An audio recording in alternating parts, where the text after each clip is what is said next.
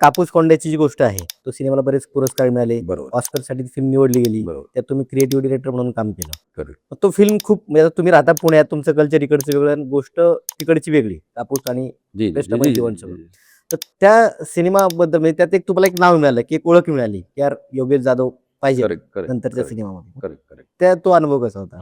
मुळात कापूस कोंड्याची गोष्ट ही फिल्म करेपर्यंत त्याच्या आधी जस्ट आधी मी एक शॉर्ट फिल्म केली होती ज्याचं नाव होतं वळण. अच्छा. आणि ती एका NGOसाठी होती.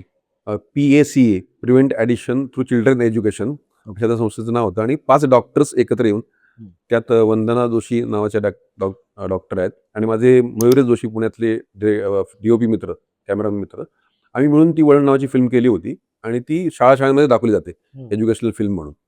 की व्यसनमुक्तीसाठी ती फिल्म महत्त्वाची आहे, की बरोबर. व्यसनं करू नयेत मुलांनी म्हणून दाखवली जाते ती. तर त्या फिल्मनंतर इमिजिएटली मी हे सगळं काम करत असताना राशी बुट्टे साऊंड रेकॉर्डिस्ट ज्याचं खूप मोठं नाव आहे साऊंड डिव्हिजनमधलं, आणि अगेन प्रवीण वानखेडे, ह्या दोघांनी माझं नाव प्रमोट केलं आमच्या निर्माता दिग्दर्शिका मृणालिनी भोसलेताई आणि निर्माते नितीन भोसले यांच्याकडं. आणि त्यांची बालाजी एंटरटेनमेंट फिल्म होती, कंपनी होती. तर प्रसाद नामजोशी रायटर होते आणि DOP वसीम मणेर. आणि कास्टिंग जे होतं ते मात्र सगळ्या थिएटरमधल्या अग्रगण्य लोकांचं होतं. त्यात समिता गुरु, गौरी कोंगे, मोहिनी कुलकर्णी या ॲक्टर्स होत्या तिन्ही. एक नेत्रा नावाची लहान मुलगी होती, नेत्रा माळी. त्याच्यामध्ये महत्त्वाची गोष्ट अशी होती की मकरंद अनासपुरे आणि भारत गणेशपुरे हे सगळे विदर्भ आणि तो त्या भागातली ती फिल्म असल्यामुळे ती भाषा त्यांना आपसूक यायची. हो, हो. आणि मकरंद अनासचं माझं तर ऑलमोस्ट ऑलरेडी ट्युनिंग होतंच. भरदादांची नंतर त्यानंतर ओळख झाली. पण महत्त्वाची गोष्ट म्हणजे तुम्ही जे म्हणताय ते, की मी मूळचा पुणेकर जरी असलो, तरी माझा मूळ गाव सोलापूर आहे. माझा बेस सोलापूरचा आहे. बरं, बरं. त्यामुळे भाषांचं वैविध्य किती आहे महाराष्ट्रामध्ये. हं, हं. आणि मैलागणिक भाषेबद्दल आपण जे म्हणतो ना, तर तसं आमचं वर्कशॉप आम्ही घेतलं प्रॉपर.